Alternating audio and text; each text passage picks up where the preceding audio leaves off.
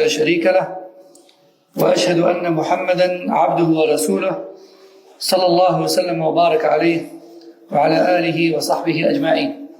يا أيها الذين آمنوا اتقوا الله حق تقاته ولا تموتن إلا وأنتم مسلمون. يا أيها الناس اتقوا ربكم الذي خلقكم من نفس واحدة وخلق منها زوجها وبث منهما رجالا كثيرا ونساء، واتقوا الله الذي تساءلون به والأرحام إن الله كان عليكم رقيبا. يا أيها الذين آمنوا اتقوا الله وقولوا قولا سديدا يصلح لكم أعمالكم ويغفر لكم ذنوبكم، ومن يطع الله ورسوله فقد فاز فوزا عظيما. أما بعد، فإن خير الكلام كلام الله، وخير الهدي هدي محمد صلى الله عليه وسلم، وشر الأمور محدثاتها، وكل محدثة بدعة، وكل بدعة ضلالة، وكل ضلالة في النار.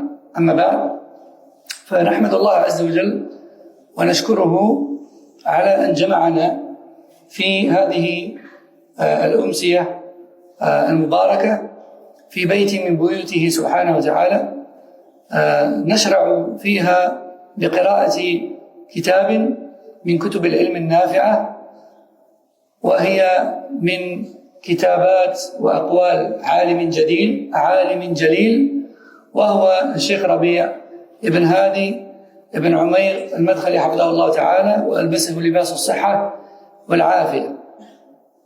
هذا الكتاب كتاب مهم جدا،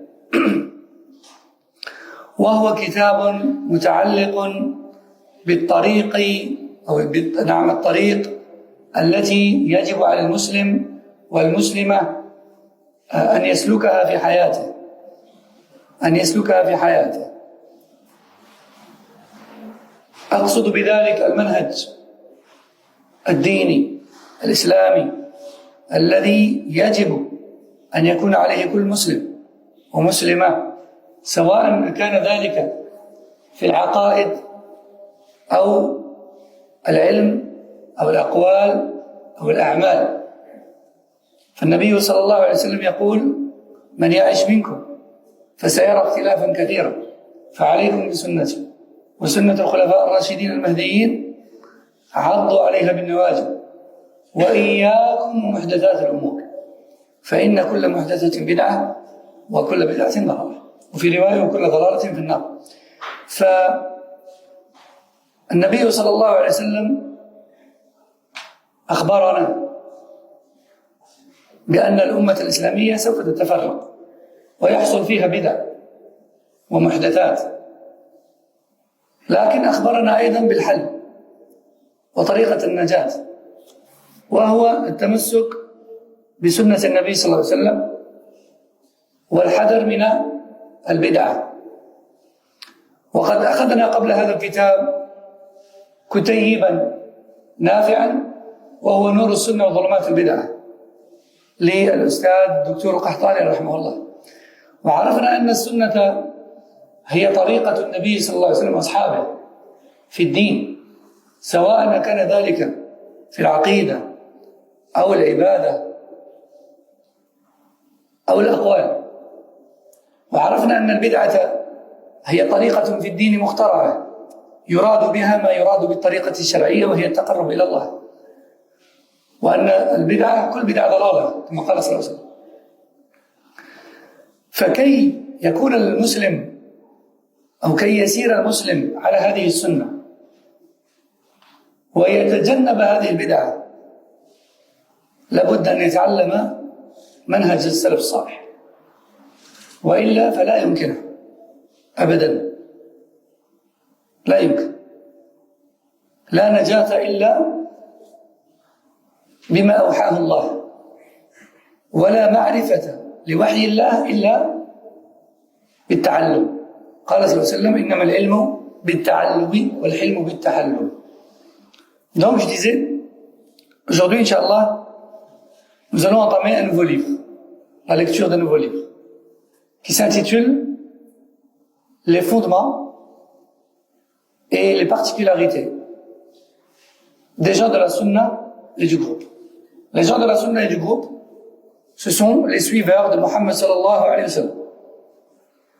et ses compagnons, ainsi que tous ceux qui les ont suivis à la trace, génération après génération, que cela soit dans leur croyance ou leur pratique.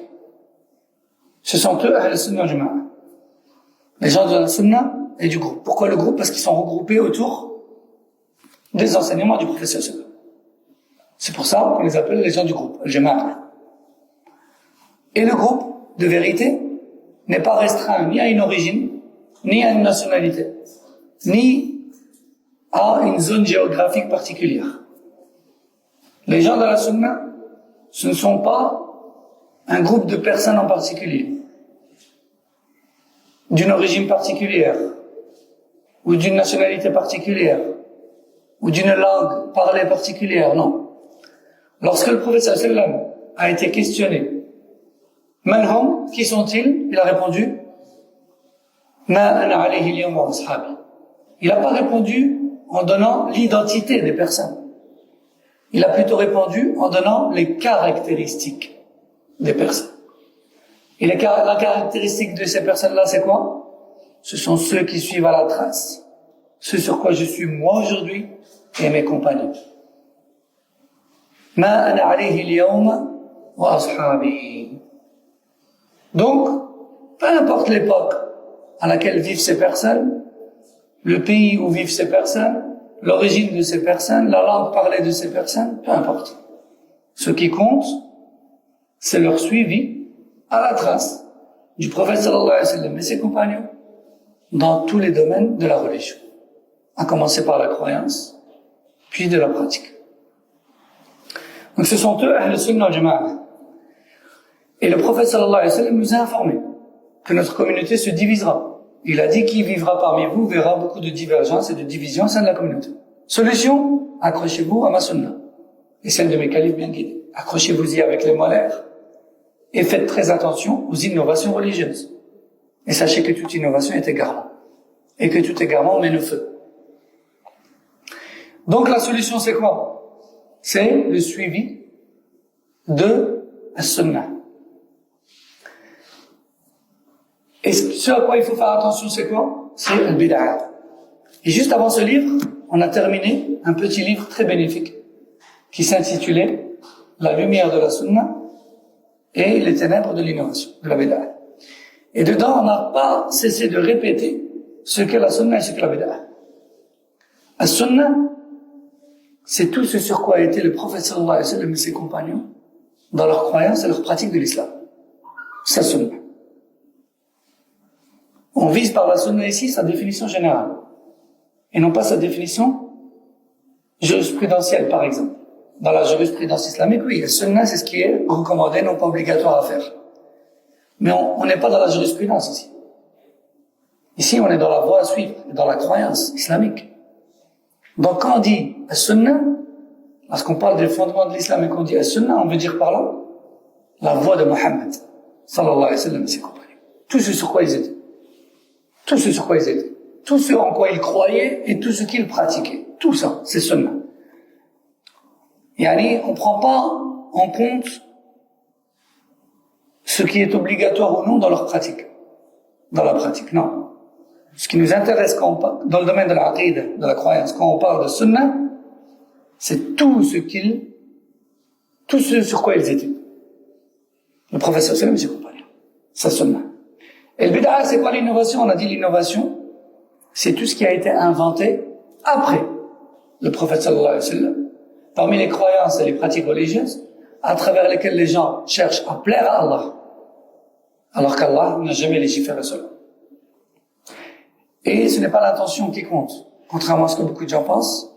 Ce n'est pas que l'intention qui compte, mais également la conformité. L'intention, elle sert à deux choses, comme dit Cheikh Al-Uthaymin. Dans l'explication des 40 hadiths Nawawi, le premier hadith, c'est quoi? Les intentions ne valent que par l'intention. Et Cheikh Al-Uthaymin dit les intentions servent à deux choses. Première chose, c'est les actes. Non, les actes ne valent que par les intentions. Sahih.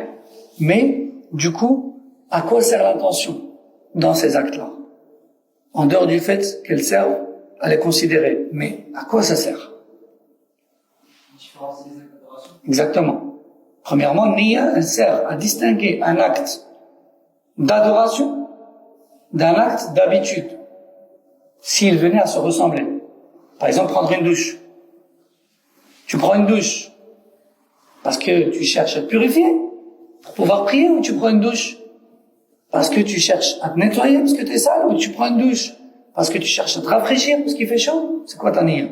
C'est quoi ton intention? Donc le premier but de la Niyya, c'est de distinguer un acte d'adoration d'un acte d'habitude s'il venait à se ressembler d'apparence. Deuxième but de la Niyya, le deuxième but de la Niyya, c'est de distinguer entre deux actes d'adoration semblables. Tous les deux, c'est des actes d'adoration, mais ils se ressemblent. Alors lequel est quoi? Exemple? Exactement. On a une personne devant nous qui fait 2 rak'at. On a 2 personnes devant nous. Tous les deux font 2 rak'at. Pour nous, d'apparence, ils font exactement la même chose. Il n'y a pas de différence entre eux. Mais, comme dit Charles Témin, il y en a un qui est en train d'accomplir une prière obligatoire. Et l'autre, il est en train de faire une prière surrogatoire. Lequel des deux aura plus de ajr? L'obligatoire. Parce que le prophète sallallahu alayhi wa sallam dit que Allah dit Ma taqarraba ilayya abdi bi shay'in ahabba ilayya mimma aftaradtuhu alayhi. Le prophète sallallahu alayhi wa sallam dit que Allah dit mon serviteur ne s'est jamais rapproché de moi avec une chose qui m'est plus aimée que les actes obligatoires. Donc les meilleures actions que tu fais, c'est d'abord les obligatoires. Puis viennent les surérogatoires. Et l'exemple de 2 personnes qui font les 2 rak'at devant nous, comme on a cité. On peut en citer d'autres, des exemples, comme celui qui, par exemple, donne une aumône devant nous. 2 personnes donnent une aumône devant nous. Pas de différence. À première vue, ça, tous les deux tentent, maintenant, 25 € ou là, 250 € en fonction du nisab, soyons quand même réalistes. Tous les deux tentent 250 € à un pauvre. À vue d'œil, il n'y a pas de différence, ça.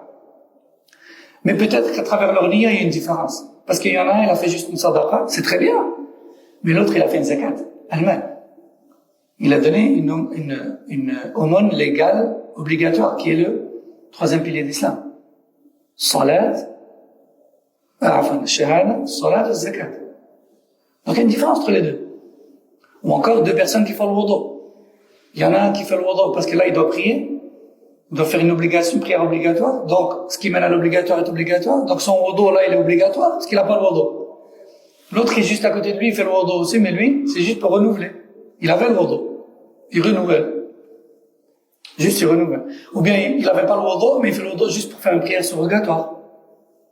Donc, tous les deux sont méritoires.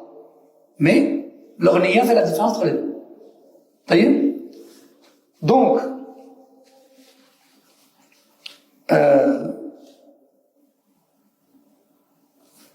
comment se fait-il qu'on est arrivé à ça? Que la niyya, elle fait pas tout.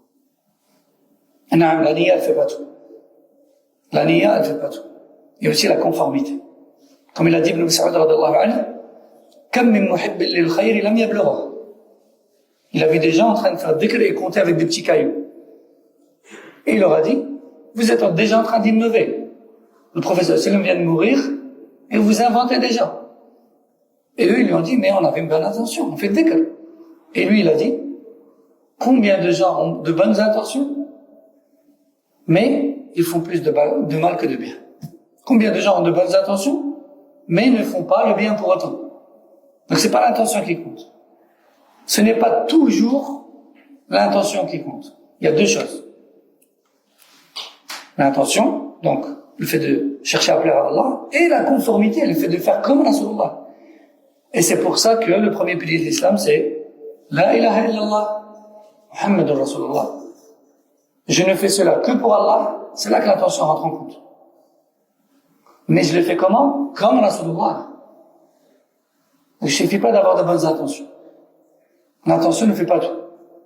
Ok? Donc, il faut absolument être sur la voie de Mohammed sallallahu alayhi wa sallam et ses compagnons en matière de religion. Et donc, dans ce livre, qui en fait est une compilation de plusieurs livres, Et de toute manière, il n'y a pas le feu, on n'est pas pressé.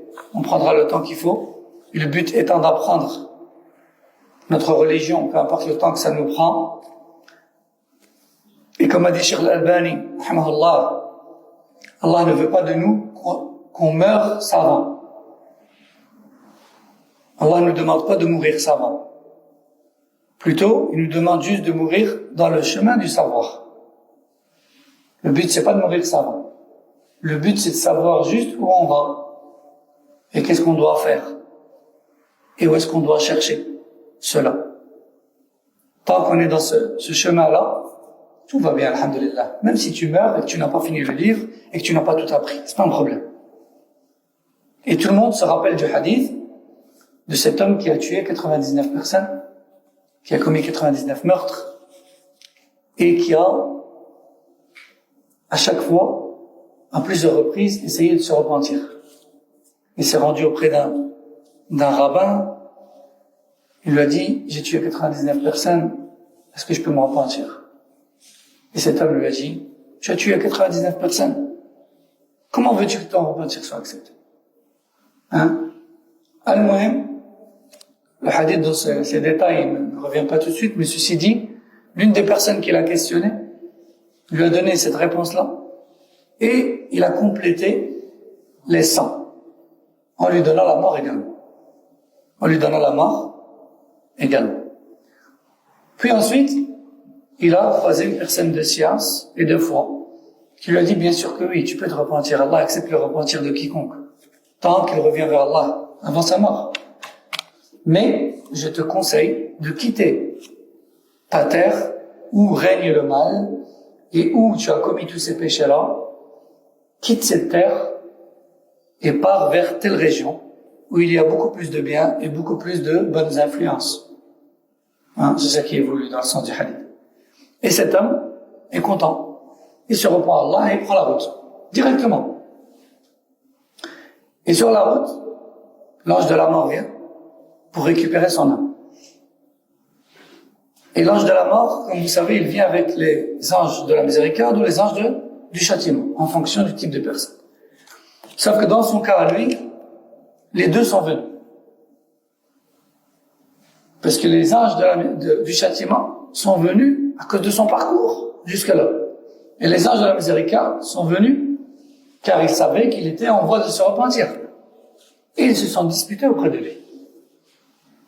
Le prophète sallallahu nous dit, Allah les a donc questionnés. Ou Allah leur a donc dit, comptez le nombre de pas qu'il a effectué depuis son village, qu'il a quitté, et le lieu des péchés, et le nombre de pas qui lui reste pour arriver sur la terre du repentir. Ils ont compté. Et ils ont trouvé qu'il a fait un seul pas de plus vers la terre du repentir. Et Allah a donc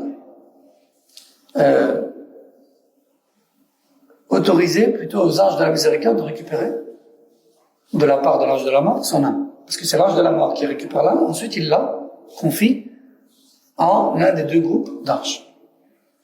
Donc vous voyez, ce qui compte, c'est d'apprendre le haqq, de chercher le haqq, et de mourir dans l'apprentissage du haqq. Ce qui compte, c'est pas de tout connaître avant de mourir. Parce que c'est pas possible de tout connaître avant de mourir. Les ulama disent, al-ilmu bahrun, la sahila lahu.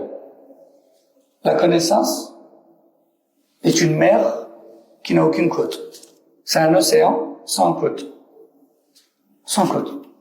Et c'est interminable. J'ai fait une longue introduction pour faire prendre conscience de l'importance de ce livre et de ses semblables. Parce que, aujourd'hui plus que jamais, le musulman et le musulman doivent savoir où ils vont. Qu'est-ce que je dois faire? Où dois-je apprendre? Où est-ce que je dois chercher? Qui je dois suivre? Qui je ne dois pas suivre? Telle personne est sur le bon chemin? Pourquoi? Telle personne est égarée? Pourquoi? Qu'est-ce qui fait de cette personne, qu'est-ce qui fait de lui une personne meilleure que celle-là? Pourquoi lui il est bien guidé et lui il est égaré? Pourquoi lui il est salafi, lui il ne l'est pas? Pourquoi les groupes égarés sont égarés? Et pourquoi les gens de la sunna ne le sont pas? Autant de questions que d'incompréhension en général dans notre communauté aujourd'hui. Et on a les deux extrêmes chez les gens. On a ceux qui disent tout est beau, tout est joli. Faut arrêter avec tout ça. Le principal, c'est que tu écoutes quelque chose ou que tu lises quelque chose. Alors que le professeur sallam nous met en garde contre la division et la propagation des innovations. Et on a un autre extrême chez les gens qui dit non, personne n'est bon. Faut écouter personne. Lui, il a ça, lui, il a ça, lui, il a ça, lui, il a ça. Il n'y a rien de bon. Au final, il n'y a aucun bon prêcheur, aucun bon savant, aucun bon livre. Il n'y a plus rien à écouter. Et tout le monde est voué au péril et Allah nous a abandonnés. Alors que le professeur nous dit, Allah envoie à chaque siècle un savant pour renouveler à ma communauté sa religion et la faire revivre. Allah ne nous a pas abandonnés. C'est pas la fin des temps. Et comme c'est pas encore la fin des temps, Allah Azza wa Jalla, il a promis de préserver sa religion et la vérité jusqu'à la fin des temps. Et le prophète sallallahu alayhi wa sallam a dit, لا تزال طائفة من أمتي على الحق ظاهرين لا يضرهم من خذلهم ولا من خالفهم حتى تقوم الساعة وهم على ذلك. Le prophète sallallahu alayhi wa sallam a dit, il y aura toujours un groupe minoritaire, certes, mais présent, de ma communauté, sur la vérité. Ni ceux qui cherchent à les trahir de l'intérieur, ni ceux qui cherchent à leur faire du mal de l'extérieur, n'y parviendront. Jusqu'à ce que la fin des temps n'arrive, et ils seront encore clairement visibles là-dessus. On tire quoi de ce hadith? Que les gens de la vérité existent et existeront toujours. Certes, ils seront à certaines époques de petits nombres, mais ils existeront. Et celui qui les cherche, il les trouve. Celui qui est sincère, il trouve le haqq. Et aussi, on en déduit quoi? On en déduit qu'Allah Azza wa Jalla préserve sa religion. Et que sa religion ne s'éteindra jamais. Allah Azza wa Jalla dit dans le Coran, يُرِيدُونَ أَن يُطْفِئُوا نُورَ اللَّهِ بِأَفْوَاهِهِمْ وَاللَّهُ مُتِمُّ نُورِهِ وَلَوْ كَرِهَ الْمُشْرِكُونَ وَاللَّهُ مُتِمُّ نُورِهِ وَلَوْ كَرِهَ الْكَافِرُونَ. Ils veulent éteindre la lumière d'Allah avec leur bouche. Et en attaquant l'islam et en salissant l'islam.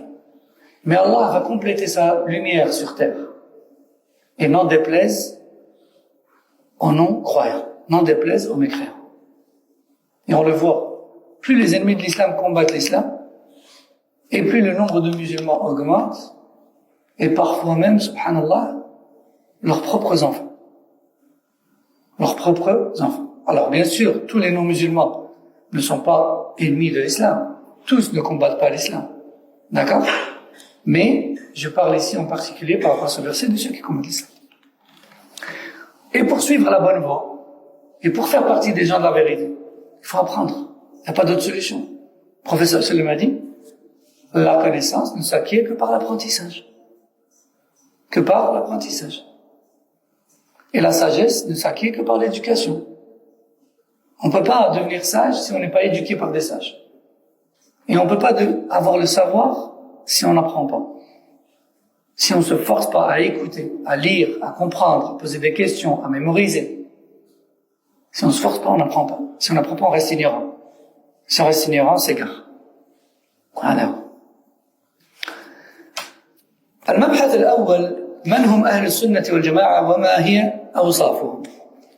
Donc il nous reste un petit temps. On va entamer le livre, Inch'Allah Ta'ala, après cette longue introduction, dans laquelle j'ai résumé l'introduction du livre. L'introduction du livre est très longue, mais disons que je l'ai résumé. De peur que certains trouvent l'introduction trop longue. Sinon, on va faire plusieurs cours dans l'introduction et je crains la lassitude. قال الشيخ من هم أهل السنة والجماعة وما هي أوصافهم. Le premier chapitre du livre, qui sont les gens de la sunna et du groupe et quelles sont leurs descriptions. Et quelles sont leurs descriptions. Dans ce premier chapitre, donc le cheikh va nous parler des gens de la sunna et de la vérité. Et qui sont-ils et pourquoi? Pourquoi ce sont eux les gens de la vérité et pas d'autres? Pourquoi? قال الشيخ ربيع حفظه الله أسعد الناس بالنجاة وأسعد الناس بلقب أهل السنة وأنصار السنة وأتباع محمد صلى الله عليه وسلم هم أولئك الذين يتمسكون بكتاب الله وبسنة رسول الله صلى الله عليه وسلم وبما كان عليه السلف الصالح والقرون المفضلة من عقيدة wa manhaj. Donc Cheikh Rabi' nous dit, les gens les plus heureux de par leur suivi de la vérité, les gens qui méritent le plus le sauvetage du châtiment, les gens qui méritent le plus le titre des gens de la sunna, ce sont ceux qui s'accrochent véritablement au Coran et aux enseignements du prophète sallallahu alayhi wa sallam. Et ces deux-là, selon l'interprétation des trois premières générations de l'islam, à savoir les Sahaba, leurs élèves tabi'in et les élèves de leurs élèves atba' tabi'in. Alors premièrement, lorsqu'il dit ceux qui s'accrochent au Coran et à la Sunna, entre parenthèses, ça sous-entend véritablement. Véritablement. Les gens bid'a, ils lisent le Coran, ils lisent les hadiths, ils ouvrent des écoles coraniques, ils font des concours de Coran, etc. Hein? Mais lorsque tu leur dis Ar-Rahman wa ala al-Arsh istawa, que vous enseignez à tous les enfants, etc. dans le Coran, Allah s'est élevé au-dessus du trône, ça veut dire quoi? Alors là, ils entrent dans la philosophie. Et ils oublient le Coran et ils oublient les autres versets qui parlent du même sujet. Ils enseignent les moutounes et ils font mémoriser les hadiths aux enfants. Mais quand tu leur demandes, qu'est-ce qu'il veut dire le hadith du prophète sallallahu alayhi wa sallam quand il dit à la servante où est Allah et qu'elle lui répond Allah est au-dessus des cieux et qu'il lui dit tu es croyante? Ils disent non, cette question on peut pas la poser, ce hadith on n'est pas sûr qu'il soit authentique, c'est pas ça que ça veut dire, il y a une parabole derrière, ceci, cela. Bon, bien finalement, est-ce qu'ils suivent véritablement le Coran ou le Sunna? Ou est-ce qu'ils suivent leurs passions et leurs opinions personnelles et leurs raisonnements et leur philosophie? C'est pour ça que le ulama insiste là-dessus. Et c'est pour ça qu'ils ajoutent le troisième élément, ne l'oubliez jamais, selon l'interprétation des trois premières générations. Sahaba, tabi'un, asba' tabi'in. Quand Allah dit Allah s'est élevé au-dessus du trône, Ar-Rahman ala al-Arsh istawa. Comment est-ce que Muhammad sallallahu alayhi wa sallam a expliqué ça? Comment Abu Bakr et Omar, Uthman et Ali ont compris cela? Comment Abu Huraira, Ibn Abbas, Hudayfa ibn al-Yaman, et Sa'd ibn Abi Waqqas, et Abi Sa'id al-Khudri, et Ibn Abdullah ibn Omar, Abdullah ibn Mas'ud, comment ont-ils interprété cela? Et comment les Malik, Shafi'i, Ahmed, Abu Hanif ont interprété cela? Et comment Sufyan al-Thawri, Ibn Abi Uyayna, Ibn al-Mubarak, et tous ces imams-là, comment ont-ils interprété cela? Est-ce qu'ils ont dit, ça veut dire qu'il est ni en haut, ni en bas, ni devant, ni derrière, ni à droite, ni à gauche, ni dans l'univers, ni à l'extérieur, comme disent les Ash'ari? Est-ce qu'ils ont dit, il est partout, comme disent les Soufis? Est-ce qu'ils ont compris qu'il est incarné? Est-ce qu'ils ont compris qu'il est mélangé à la création? Est-ce qu'ils ont compris qu'il est un joyau, un diamant? Est-ce qu'ils ont compris tout ça? Ils n'ont pas compris tout ça. C'est pour ça que les ulama disent, les gens de la sunna, les vrais gens de la vérité, ce sont ceux qui prennent le Coran ou le sunna au mot, avec l'interprétation des premiers. Sahaba, tabi'un, asba' tabi'in. Sahaba, tabi'un, asba' tabi'in. Quand quelqu'un t'apporte une chose, dis-lui, donne-moi la preuve sur le fait qu'Allah et son messager ont dit cela, et aussi, et surtout, que les élèves de Mohammed sallallahu alayhi wa sallam ont compris cela. Si tu m'apportes la preuve, noir sur blanc, je te prends. Ça devient ma croyance aussi. Si tu me l'apportes pas, Allahu a'lam. J'affirme pas, je nie pas. Allahu a'lam. Donc, Cheikh Rabi' nous dit,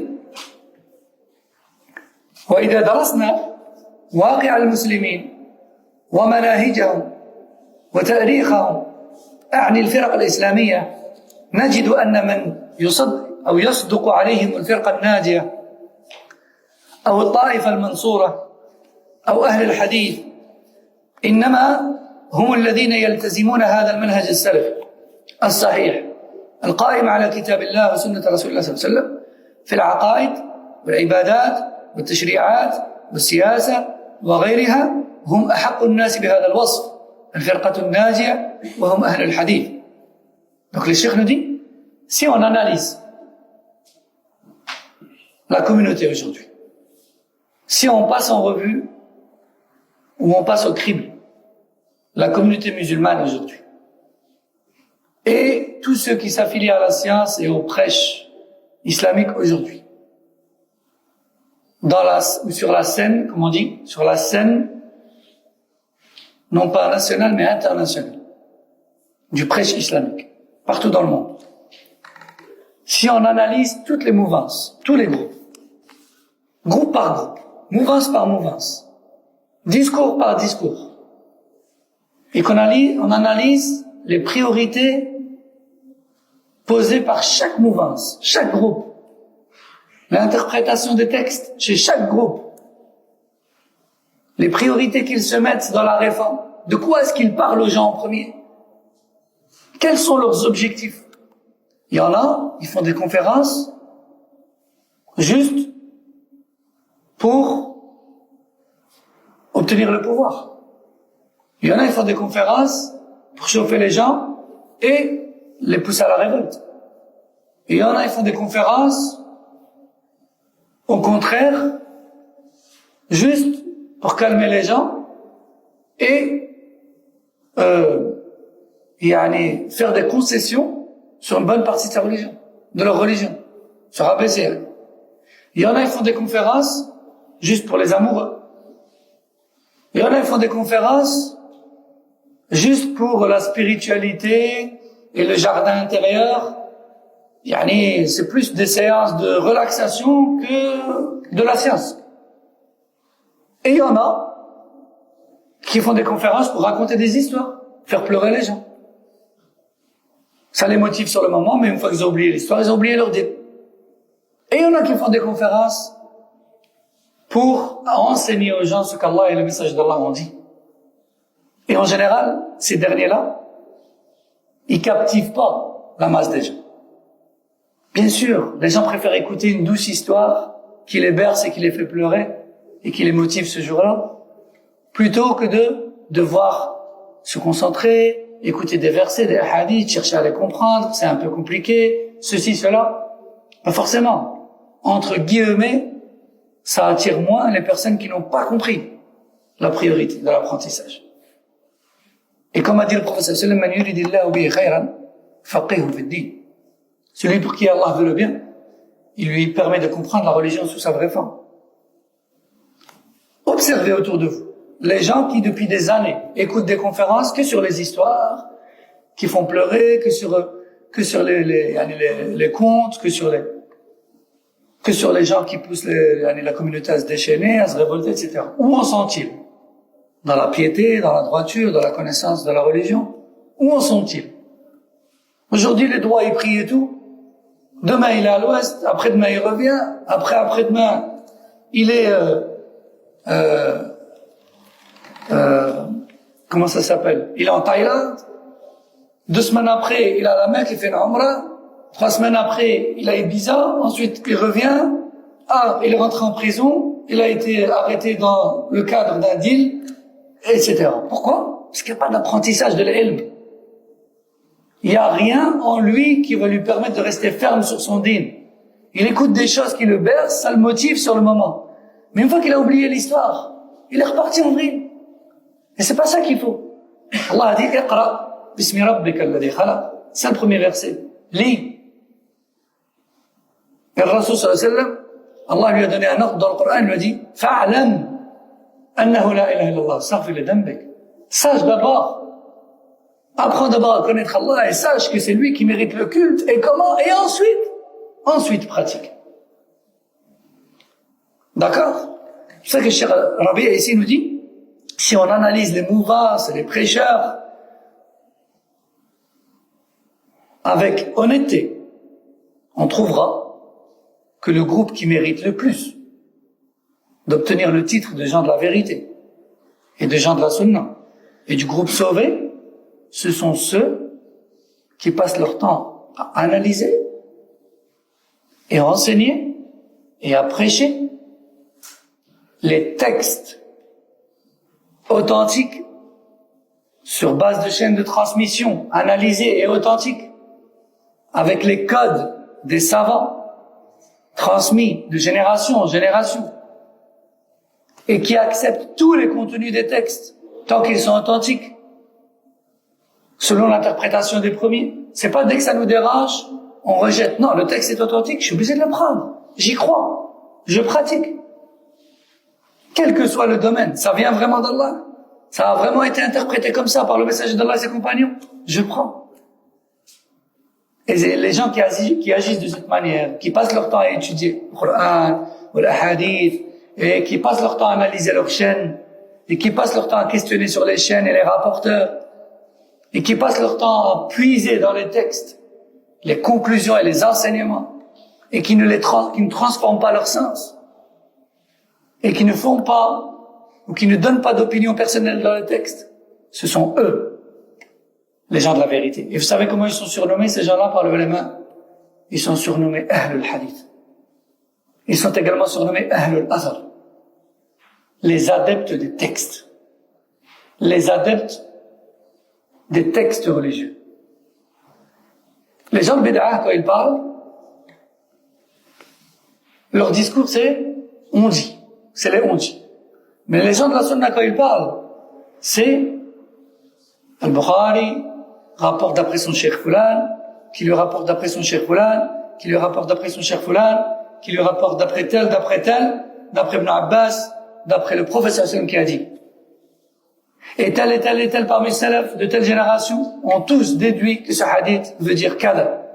Et tel parmi les salafs de la génération d'après ont tous déduit que le sens de ce hadith c'est la même chose que la génération précédente. Et ainsi de suite. Dans tous les domaines. Croyances, pratiques, tous les domaines. Et ça, ce sont les gens du hadith. Les adeptes du hadith, les adeptes des textes.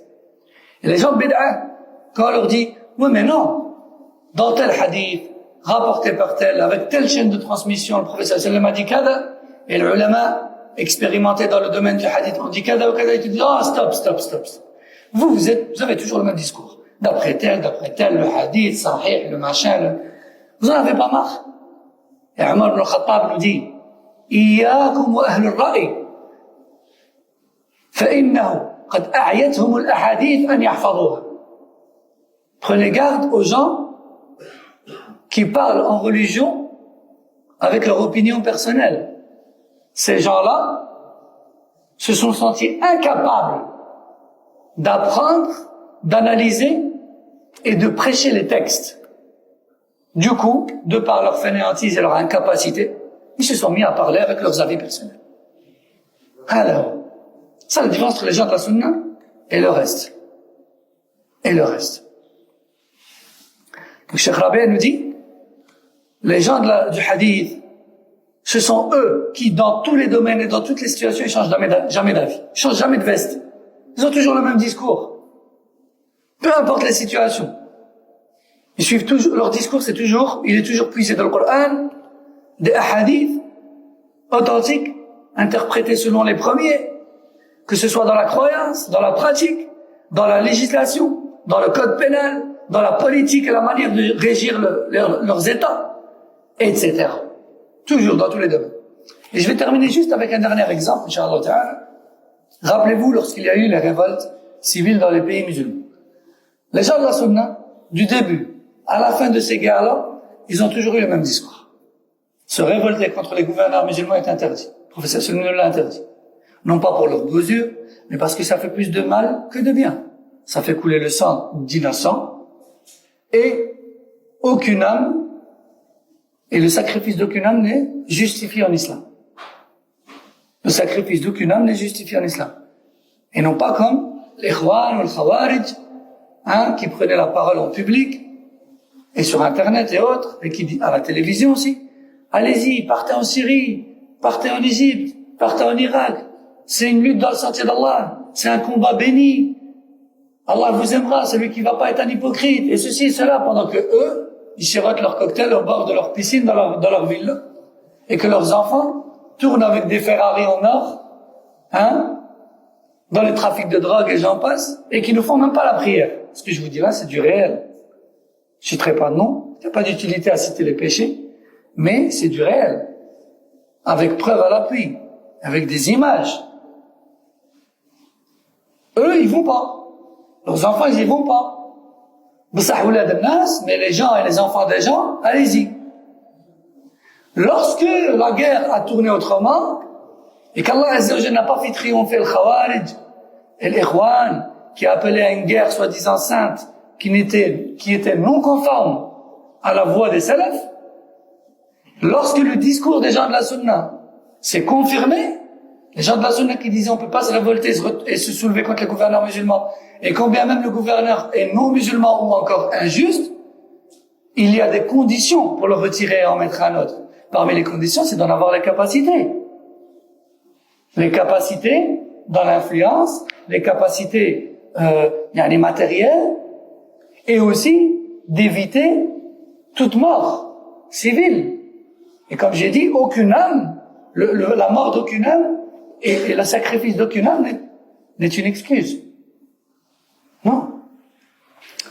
Lorsque le vent a tourné, tous les tweets, tous les discours, tous les écrits de ces prêcheurs d'égarement se sont renversés. Parce que tout d'un coup, ils se sont mis à avoir peur des autorités. Parce que le vent a mal tourné. Eux, ils pensaient qu'ils allaient réussir à dominer donc les pouvoirs de cette manière-là, qu'ils allaient obtenir des statuts, des hauts postes, et que du coup, ils allaient devenir les leaders. D'accord? Au nom de l'islam, vu que les révoltes étaient au nom de l'islam, entre guillemets. Sauf que ce n'a pas été le cas. Allah ne les a pas fait triompher. Et Allah, il n'abandonne pas ses alliés. Allah n'abandonne pas ses alliés.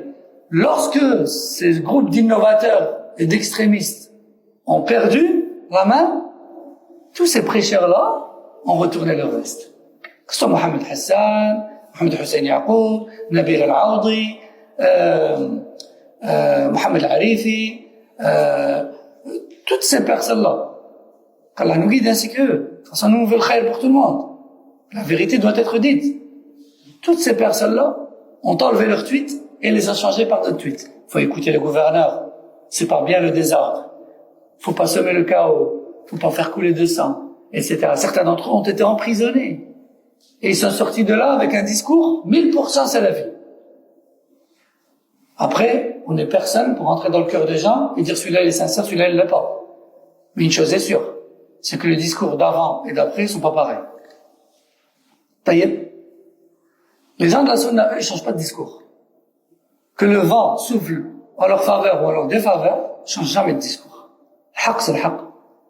La parole d'Allah, c'est la parole d'Allah. La parole du message d'Allah, c'est la parole du message d'Allah. Et même si des fois le vent, il est difficile et il est à contre-courant, la bonne fin, elle est toujours pour eux. Et Ahl Sunna, ils ont toujours subi des pressions au cours de l'histoire. Mais au final, ça a toujours tourné en leur faveur. Toujours. Il faut se battre, il faut patienter sur le haqq. Des fois, c'est tes proches qui te contredisent. Des fois, c'est tes voisins. Des fois, c'est ton épouse, ton mari, tes enfants, tes parents. Des fois, tu peux subir gros. Mais tant que toi, t'es sur le haqq, tu fais de mal à personne, et que tu suis le juste milieu de l'islam authentique, n'aie crainte. Donc, ce sera bon pour aujourd'hui. Bon, on a pris pas mal de temps dans l'introduction. Mais ceci dit, on a quand même résumé le muqaddima. Et Inch'Allah, à partir de la semaine prochaine, on commencera vraiment à avancer à vitesse de croisière dans le livre. Hada wallahu a'lam. Subhanak Allahumma wa bihamdik, ashhadu an la ilaha illa anta, astaghfiruka wa atubu ilayk. Na'am.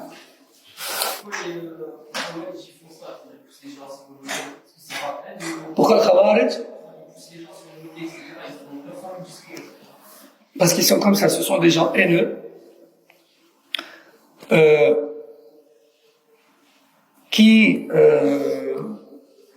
sont souvent motivés par une jalousie et une envie des biens mondains non avoués et des soucis psychologiques aussi, des précédents psychologiques. Beaucoup d'entre eux, en tout cas je parle des jeunes de notre époque, beaucoup d'entre eux qui tombent dans ces sectes extrémistes-là ont des antécédents psychologiques, des passés lourds, des vies difficiles, des parcours compliqués, des haines à déverser, des rancunes qui bouillent ou bouillonnent en eux, et du coup le jour où ils veulent, le jour où ils découvrent, ou le jour où ils s'intéressent au din, eh bien, ils trouvent cette brèche, ou ce sentier de l'Khawarij.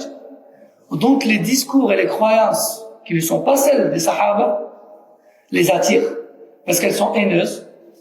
Toute personne qui commet un péché, quel qu'il soit, il est kafir. Et les kuffars, quels qu'ils soient, et où qu'ils soient, il faut les attaquer, il faut les agresser, il faut les voler, il faut les tuer, il faut... mes parents, s'ils commettent tel ou tel péché, c'est des kuffars, je les tue. Mes voisins, pareil. Les kuffars sont pas musulmans, donc du coup, je peux les voler. Au nom de quoi? Au nom de... Le non-musulman n'a pas de sacralité. Tout ça, en fait, il y a une connexion entre tout ça, qui est enfoui en eux, qui n'est pas avoué. Il y a une connexion entre ça, et entre des mauvais côtés de leur âme. Et leur passé, lourd. D'un côté, ils ont envie de se révolter contre leur entourage. Ils n'ont pas trouvé leur place. Ils ont une vie chaotique. Et d'un autre côté, comme ils s'intéressent au din, ils se disent, ah ben tiens, le din, il me permet de combattre tous ceux que j'aime pas. Je vais trouver une bonne excuse pour déverser ma haine sur ceux que j'aime pas. Pour voler ceux que j'ai toujours trouvés riches et moi pauvre. Une excuse pour me venger de tous ceux que j'ai toujours détestés, etc., etc. Tout ça, c'est pas avoué. Mais c'est exprimé au nom de la religion. En général, c'est ça. Pas tous, mais à notre époque, la plupart des jeunes qui tombent dans Daesh, dans Nusra, comment ça s'appelle, Sharia for UK, Sharia for Belgium, Al-Qaïda, et tous ces groupes-là, en général, c'est alimenté par ça. Mais ceux de l'époque, pourquoi ils tombaient là-dedans? Par l'exagération. Ils voulaient faire mieux que le prophète sallallahu alayhi wa sallam. Et ils se considéraient plus pieux que le Sahaba. C'est pour ça qu'ils ont été jusqu'à combattre les Sahaba et tuer des Sahaba. Non. Est-ce que j'ai répondu à ta question? Non. هذا والله أعلم وصلى الله وسلم على نبينا محمد وعلى آله وصحبه. السلام عليكم ورحمة الله وبركاته.